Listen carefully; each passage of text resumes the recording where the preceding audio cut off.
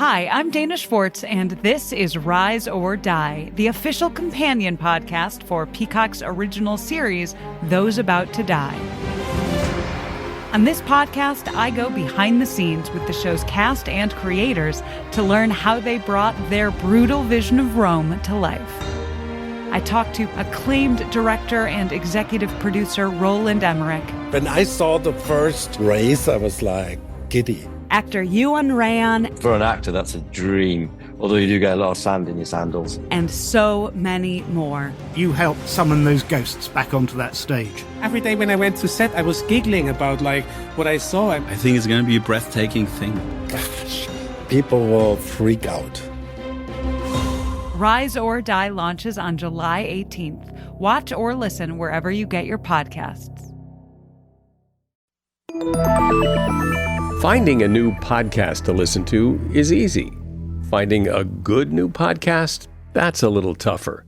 So let me recommend one.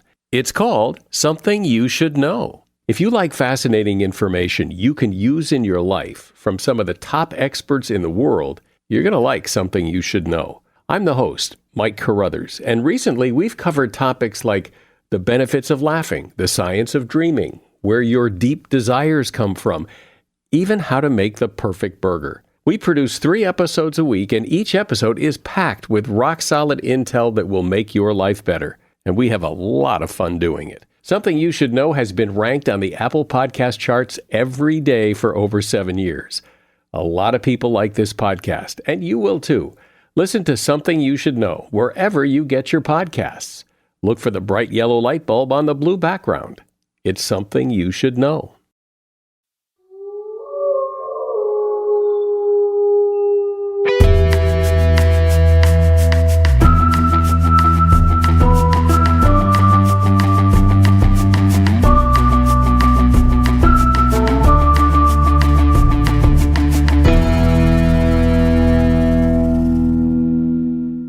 Hello, and welcome to Buffering the Vampire Slayer, a podcast where we're watching and discussing every episode of Buffy the Vampire Slayer one by one. I'm Jenny Owen Youngs. And I'm Kristen Russo, and this week we are not discussing an episode of Buffy the Vampire Slayer. Plot twist. Plot twist. We're doing a special episode today, which is a mailbag episode because we have so many wonderful notes from all of you and have learned so much. Mm-hmm. We have things to dig into from our email inbox. To those of you who are like, oh man, I want to be on a mailbag episode, guess what? You too can be on a future mailbag episode. If you have things you want to tell us about the series or about our podcast, you can write to us at bufferingthevampireslayer@gmail.com. Here is some proof that our email inbox works.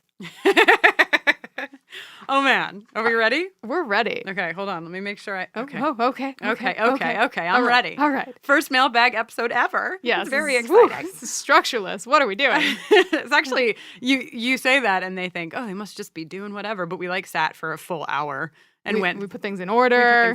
We read everyone. If you are not getting a response here, you're starred in our inbox. We're very organized right now. We'll see how long. Kristen's very organized. That's true. I'm very organized. We'll see how long we can keep on top of things. Right. So far, so good. Okay, let's start. Let's start with Emily H. Let's do it. All right, Emily H. writes in, hi there, my name is Emily, and I'm a longtime Jenny fan and an even longer time Buffy fan. I love Kristen, too. Thank you, Emily. I finally started listening to Buffering today, and it's everything I never knew I needed. I love the banter and the number of ridiculous things you guys notice, but I think my favorite part are the episode recap songs. Yes. I was hoping that maybe you could do an electronic download on iTunes of all the songs at the end of every season. I would totally pay to be able to listen to these songs on a regular basis and share with fellow Buffy fans. Just a thought. Well, what a great way to start. Emily H., you read our minds and our plots and our schemes. You did. Jenny has been making me keep it a secret. And 2 days ago, I was like, Jenny, why do we have to keep it a secret? I guess we don't. I feel like in the world of music and releases and stuff, you get sort of trained. You get programmed to keep everything a secret until everything's on your terms. And now we make a big announcement. Oh my God, go get the record. But there's no reason we can't just tell you we are planning to do actually exactly what you suggested. We're going to be releasing the songs in albums at the end of every season. Yes. And that makes sense. I think if you're a musician, but see, we're doing this series, so people are hearing these songs and they're like, but will I ever get to purchase and listen to these songs? So I think I get where you were coming from, but I'm really excited to go public. Yes. And stop lying. Yes. And Emily, you are not alone in your ask, which is also what prompted us to tell you all. There were so many people on Twitter, there have been, who have said, a cool idea, but are you ever gonna? Can we? Could you? Yeah. Mm-hmm, mm-hmm. Yes is the answer. Yeah. So our next email is from Nell. And Nell writes, "Hello, Jenny and Kristen. Buffering the Vampire Slayer is basically the universe conspiring to give me all my favorite things. I'm a songwriter, a lesbian, and a huge Buffy fan. Thanks for doing the podcast. It's everything I wanted when I was first watching the show. The recap songs are perfect, and I laugh out loud. Nice job with periodic table of the elements. Haha. Also, I think you should say patriarchy however the fuck many times you want per show." And Nell, that's why we put you in this episode. Yes! It's because of that last line. Beautiful, Nell. Thank you. Thank you for your permission to say patriarchy. Look at that. Yes. First episode, we've said it twice already. Yes.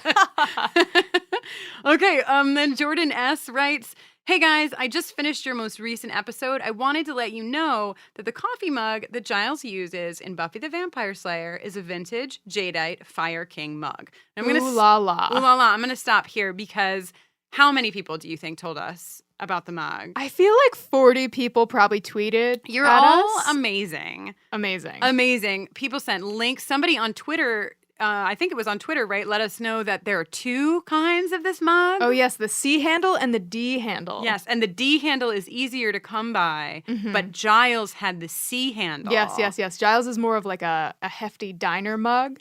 Yeah, but yeah. And you know, that I kind actually of handle? prefer the The D D handle, handle. which is the cheaper. That's very unlike me. I usually prefer things that are more expensive. You usually like the finer things I in life. do, but in this case, I don't. And then the reason, Jordan, that we're reading yours is because you, in addition to letting us know about the mug, said if you guys considered opening a P.O. box for fans of the podcast, I would love being able to send you two a pair, considering you're two of my favorite people who started a podcast on my favorite show, and I just wanted to let you know how rad the podcast has been so far. So this is awesome, and we've had a couple of people ask if we have a P.O. box, and we do. We do have a P.O. box. It'll be on our website, but should I tell them? Yeah. With my mouth Yes, right now? tell them with your mouth. But Okay. It'll be on our website under contact. Yeah, so don't feel like, when somebody leaves you a message and they're giving you their phone number and you have to write it down right Get now. a pen! But our P.O. box address is 556 South Fair Oaks Avenue, Suite 101, number 490, and that's in Pasadena, California. So close to Sunnydale. And the zip is 91105. So if you want to send us any green mugs Or postcards. right, or notes, physical notes in future episodes of Mailbag, we can totally do Oh, physical mailbag. Snail mailbag. Yes, snail mailbag. Great. Yay. So, Jordan, thank you for that question. Jenny, I'll let you read some of what Sarah has written to us, but I put Sarah next because Sarah also sent us green mug info, one of the 40. Oh, Sarah's yes. one of the 40. Thank you, Sarah. And everyone. So Sarah S. writes, "Big fan so far. I'm not sure if you're going to talk about this at all, but there's something I've always wondered. In the first episode, Buffy knows she's the Slayer and of her duty. However, it seems like Giles knows of her, but doesn't know for certain she's the Slayer. Did Buffy have a watcher before Giles? How does she just know she's the Slayer and of her destiny if she didn't have one before him? Joss Whedon himself has said that the TV series is not a continuation of the movie, but how could it not be if Buffy already knows of her destiny without having been groomed by a watcher / the council?" Okay, so the deal with this seems to be that Joss wrote a script for the movie, and then, as is often the case when movies get made, the film that ultimately got made was different in a lot of ways from his original script and his original vision. This is from Wikipedia, according to the official Buffy Watcher's Guide, Whedon wrote the pilot to the TV series as a sequel to his original script, which is why the show makes references to events that did not occur in the film. In 1999, Dark Horse Comics released a graphic novel adaptation of Whedon's original script under the title The Origin. Whedon stated, the Origin comic, though I have issues with it, can pretty much be accepted as canonical. And Buffy's Watcher in both the Origin and in the film, although they are different, is Merrick. I think they actually, I'm not sure if they actually refer to Merrick as a Watcher in the film, but that's sort of like, he has the Giles role. Yeah, I think they call him a Watcher. Cool. I'm pretty sure. I mean, I definitely was aware of the term Watcher, I think, before I watched the series. So I think I would have only gotten that from the movie. Right. And so I wonder, because I'm not you're not familiar with the Origin. No, I'm going to be reading the Origin post haste. Yeah, so I would like to read it too, because in the movie, right, she is that's when she finds out. She finds out she's a teenager in high school, and she's like getting changed in the locker room.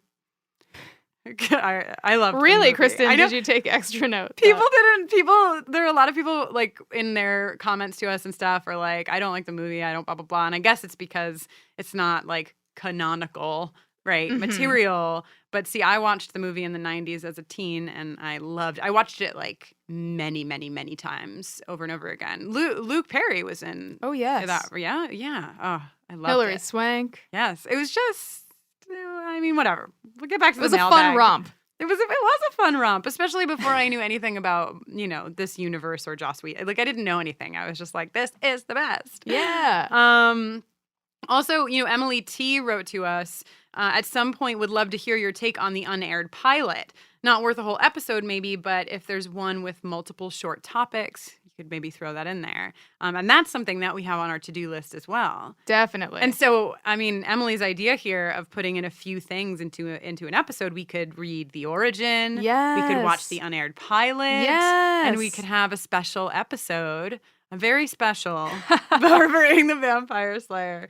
So thank you, Emily, for that, because we have a lot to learn. I want to stop here for just a second and say that I'm fairly new to like fandom in general. Unlike Jenny, I was not a comic book reader as a kid or as a teen. I certainly have been like fans of things like bands and what have you. But I feel like the universe of Buffy and similar like sci-fi genre shows and comics have a very particular energy to them. And it's like I haven't gotten to traverse in this world until doing this podcast. I mean, obviously, you and I, Jenny, had fun watching the series together. But this has been so special so far. Yeah. Like, we're only, 6 episodes in.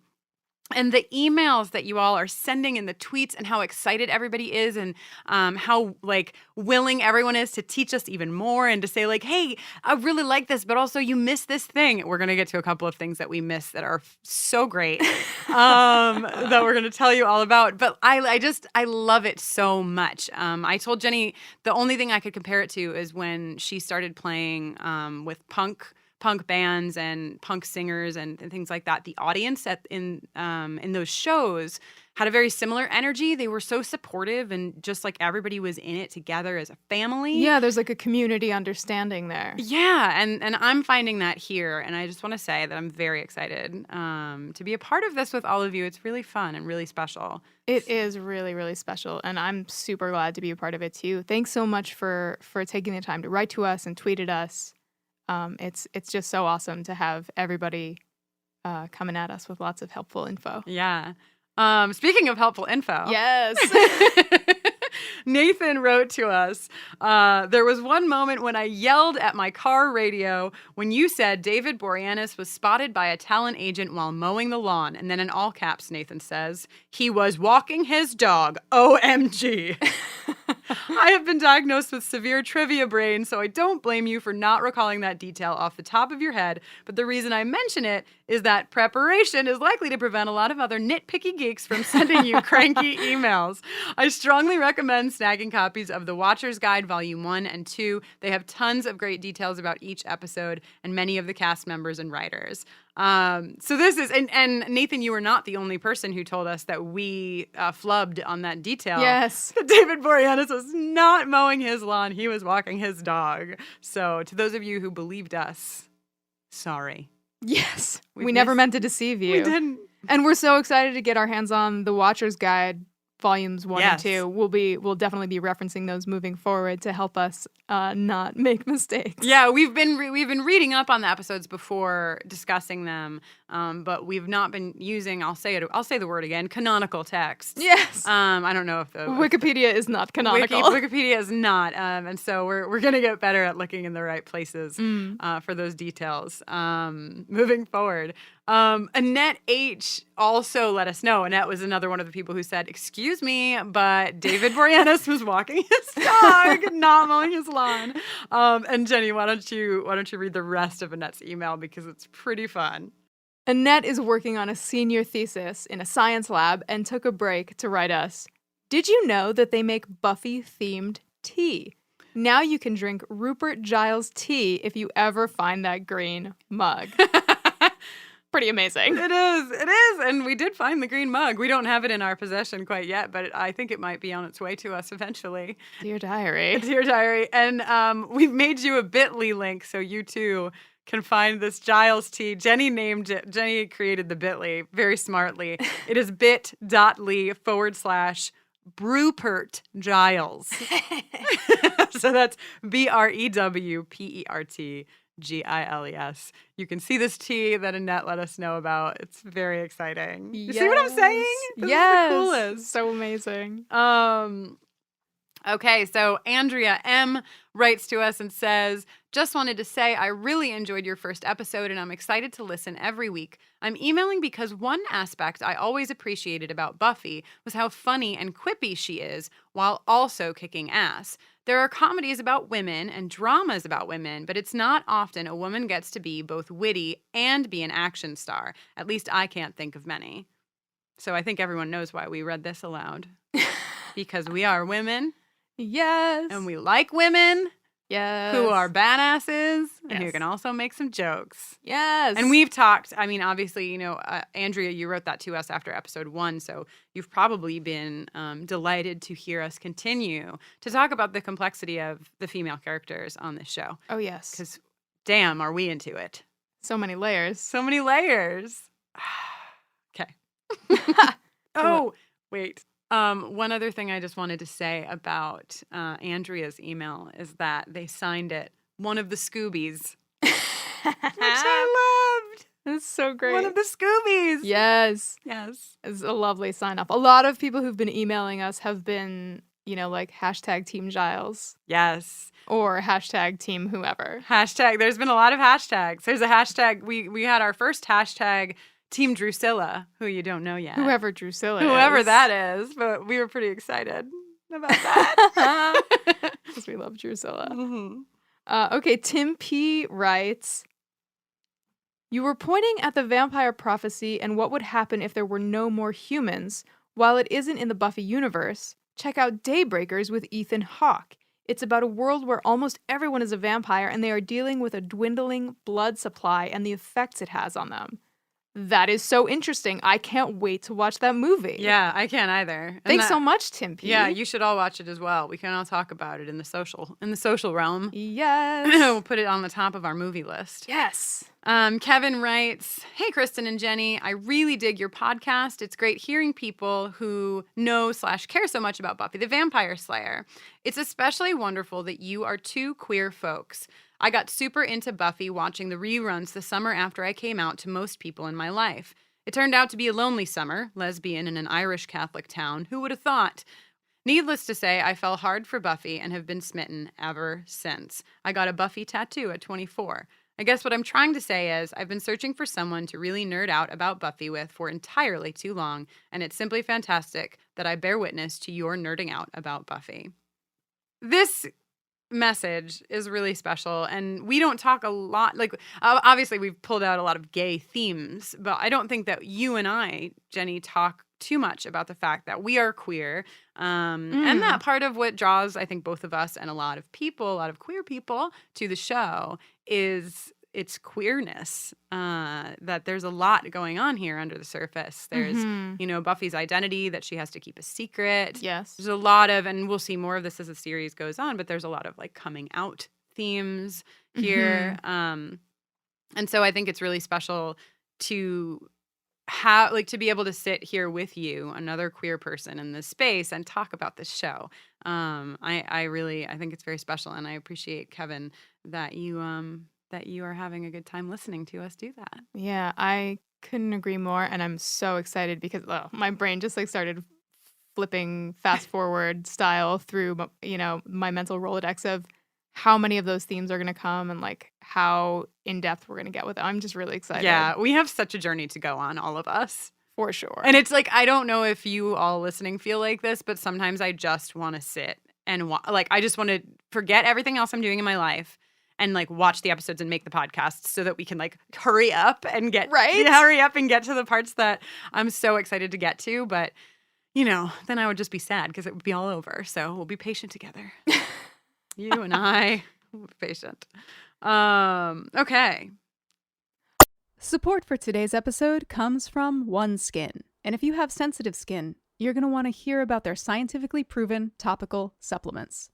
Free from over 1,500 chemicals and preservatives that can make skin red, irritated, or itchy, their products are safe for sensitive skin. It's just one of the reasons they've earned the Skin Safe seal of approval. They've also earned the Jenny Owen Youngs and Kristen Russo seal of approval, if I do say so myself, Jenny. I couldn't agree more. I've been using OneSkin for a few months, and after a few weeks, I remember it like it was yesterday. I texted Kristen, and I was like, maybe she's born with it. I looked in the mirror that morning and was like, oh, things are happening, and I am happy. I have used a million billion skin products, and I did not think that I was going to switch off of the skin like lotion, the moisturizer that I used and the under eye cream that I use, because I have used them for a little while and I really like them. And I've switched completely, which is a pretty big deal. OneSkin is the world's first skin longevity company. By focusing on the cellular aspects of aging, OneSkin keeps your skin looking and acting younger for longer. Get started today with 15% off using code BUFFERING at oneskin.co. That's 15% off at oneskin.co with code BUFFERING. After you purchase, they'll ask you where you heard about them, and if you can, please tell them that we sent you. Terry B wrote in and let us know a truly delightful fact. Yes. Terry writes, fun fact I think you guys will love, considering how much you guys love Cordelia. Cordelia was named after a girl who was mean to Joss Whedon's wife in high school. Yes! Love it. Oh, this is a great piece of trivia. So good. Oh, you and I need to host a Buffy trivia night at some point, right? Yes. It would be great. So stay tuned for more. That is a great idea. Yeah, thank you. Live on-air ideas by Kristen. But I love this. Oh, I love this. And I love you, Cordelia. Just saying. Okay, Earl K writes in and says, very enjoyable to listen to and look forward to songs about a certain 200-plus-year-old vampire and my favorite, an 1,100-year-old vengeance demon. That's my favorite too. That's my favorite too. Then Earl goes on to say, the Giles Mobile. As a car guy, I just had to point out a correction. His car is French, not British. It's a 1963 Citroën. I don't know how to say that word. It looks good. It looks, yeah. Anyway, it's a 1963 Citroën, Citroen, a real piece of shit. Why is he driving this? Come on, Giles. Seriously, why? It's pretty funny. It's so like, do you think they send the watchers over with their cars? Oh my God. They just bring all of their belongings. They're not allowed to buy anything in their new home. It's very difficult to say why exactly he is driving that car, but it is hilarious. Well, thank you, Earl. Okay, Rich A. God bless you, Rich A, because, wow, this is a gift. Rich writes, I was surprised you didn't mention the notorious background extra in the final scene of episode 5, Never Kill a Boy on the First Date. The woman in the red jacket certainly made sure she would be in frame time and time again. By my count, she can be seen 8 separate times while Buffy is having a serious talk with Owen and then with Giles. It's so distracting, I always have a difficult time paying attention to what the characters are saying. She kind of ruined the scene, but now it's one of those idiosyncratic moments of the series that I remember fondly. Oh man, Kristen Rich. and I watched this, and it is so great. It's so good. We kept a tally. We actually, Rich, we tallied 10 times. We counted 10 times. Hopefully we were right. But, you know, it may be too, like, you might have been counting, like, because there's a couple of cuts where you see her twice and she's progressed forward and it's like the same, you know, so sequentially it's kind of, maybe you counted that as one. Right. But, this is a lady in a bright red plaid blazer. And she has in most of the scenes, it's one scene. It's like 5 minutes. In most of the cuts, she has this like red, shiny purse over her shoulder. Some of them she doesn't. But she's like everywhere. She's going up the stairs. She's going down the stairs. She's reading a bulletin board. She's coming from the other angle.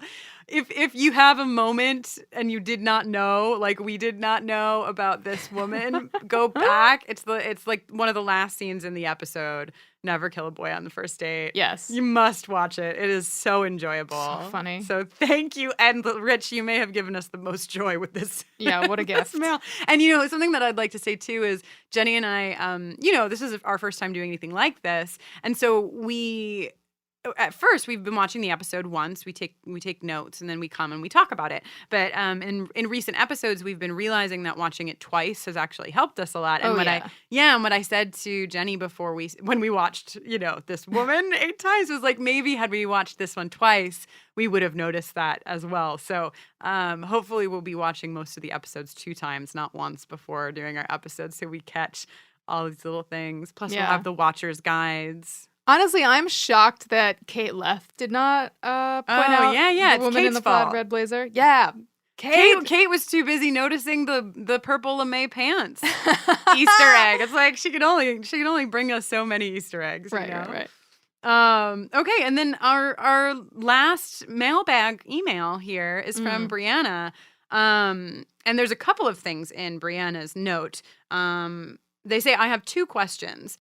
The first question is, have either of you listened to any of the several Buffy podcasts that predate yours? Most fizzle out long before season 7, and I trust y'all won't break our hearts like that. I have not listened to any of the other Buffy podcasts. Have you, Jenny? I have also not. I thought once we started making this podcast that it would probably be a good idea not to listen to any because I don't want to accidentally incorporating things that they say, or you know, I want to do this like without outside influences, I guess. Right. I mean, I think we have, well, via you, Jenny, we have outside influences from like your favorite podcasts. You know, like Jenny listens to The West Wing Weekly, and that being another television podcast, I think it helps your brain kind of say like, oh, well, they do some things like this and some things like that. But that, I think listening to something so specifically close to what we're doing here might trip us up. Yeah. But the real reason that we want to address this question is to say we will not fizzle out. Never. Can you tell? Can you not tell from our enthusiasm? Our fiery excitement. Oh, man, we are not fizzling out. This is going to be a full run of Buffy the Vampire Slayer. Or die trying. Brianna goes on to say, have you considered recording commentaries for select episodes? It would be fun if you skipped ahead and did a commentary for the episode Halloween. Well, Brianna, we are so glad you brought this up. Yes, because we've been thinking about doing a live thing, like a live internet stream, a Facebook Live. Right. If you will. I will. You will? Yeah, I'm great. Gonna. And I think this pushed us to say, okay, what are we doing? Are we going to do it? Are we not going to do it? And Brianna, I'm here to tell you, we are going to do this thing. We are going to do a Facebook Live on the night before Halloween. So this is Sunday, October 30th, just a couple of days from right now.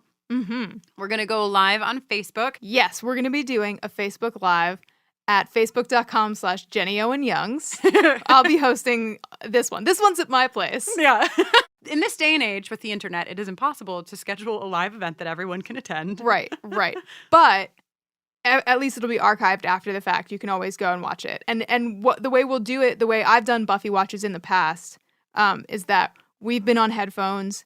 Y'all can watch on your own devices, and then, we'll say like 3, 2, 1, hit play. Yeah. We all hit play simultaneously, and then you can watch, we'll be watching, and we'll be adding commentary as we go. And so this is, I just want to say too, this is season 2, episode 6. And so what I would like to do, Jenny and I are going to have a business meeting live on this podcast, but what I would like to do is chat for 5-10 minutes and hang out and talk to everybody about their Halloween costumes and what have you. And we could take some questions so that everyone can join for that part. And then after 5-10 minutes of hanging, then we will do the 3-2-1 hit play situation, because some of you, of course, will want to stay on your track of viewing and might not want to jump ahead. Yeah, just in case you want to come just say hello to us. Yes, so you can come say hello at the beginning, and then you can jump ship before we launch into Halloween season 2, episode 6. It's going to be really fun. Yes, oh my gosh, excited. Jenny, we can wear our custom fangs. Oh my God.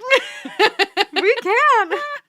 I'm so excited. Great. So it's October 30th. We're going to be going live at 3 p.m. Pacific time. That's right. Yeah, 6 p.m. Eastern, some other hour in some other time zones. 3 p.m. Pacific, 6 p.m. Eastern, don't forget. We will see you at facebook.com/Jenny Owen Youngs. Hooray! So, Brianna, we've been talking about your email now for a half hour. But there's a lot of information in here. A lot of great questions, a lot of great answers. Yeah, because the thing that Brianna ends their email with is letting us know. I'm just going to read it. It's a PSA from Brianna, and I think we all need to be on top of this. Brianna says, I'm concerned that some of your listeners may be watching Buffy for the first time on Netflix. The thing is, Netflix has the remastered HD version of Buffy that was produced by Fox, and it's a damn mess.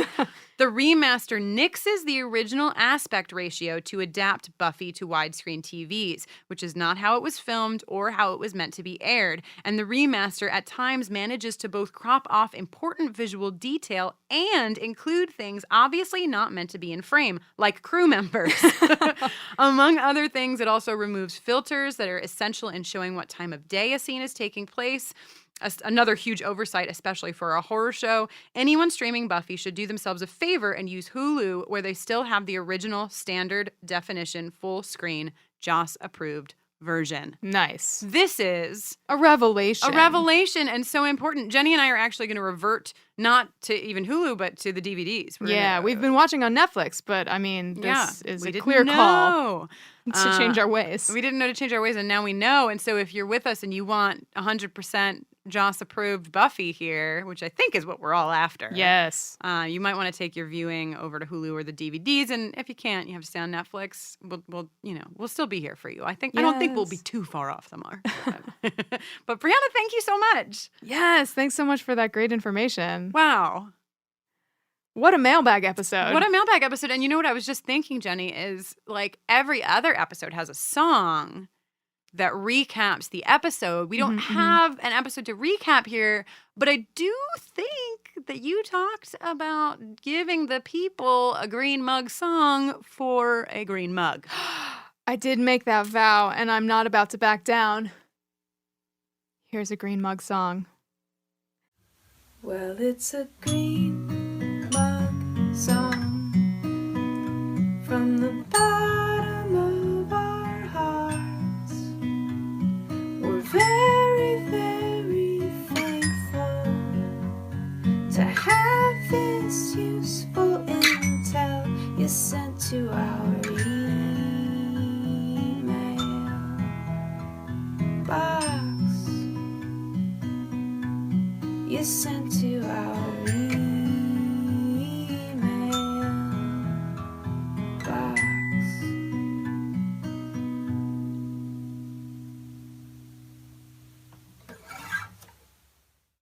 This has been so much fun. Thank you all again for writing us such lovely notes and, for talking to us on social media too, for chatting with us on Twitter and all that good stuff. We will definitely be back doing more of these in the future. Yes, so fun.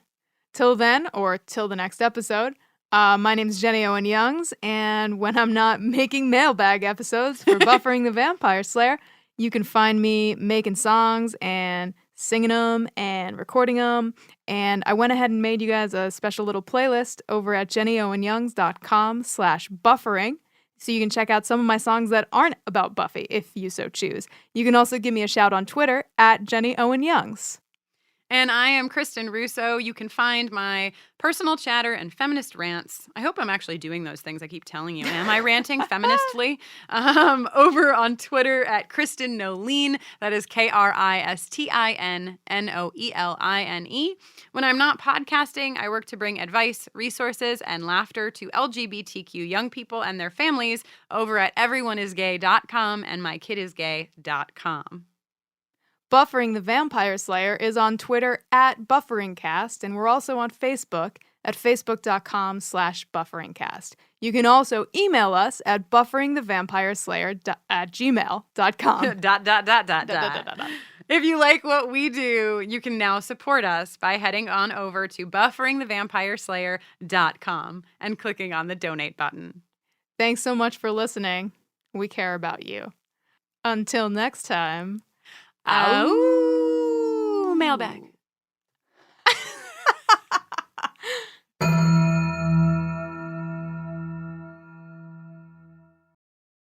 Dana Schwartz, and this is Rise or Die, the official companion podcast for Peacock's original series, Those About to Die. On this podcast, I go behind the scenes with the show's cast and creators to learn how they brought their brutal vision of Rome to life. Gosh, people will freak out.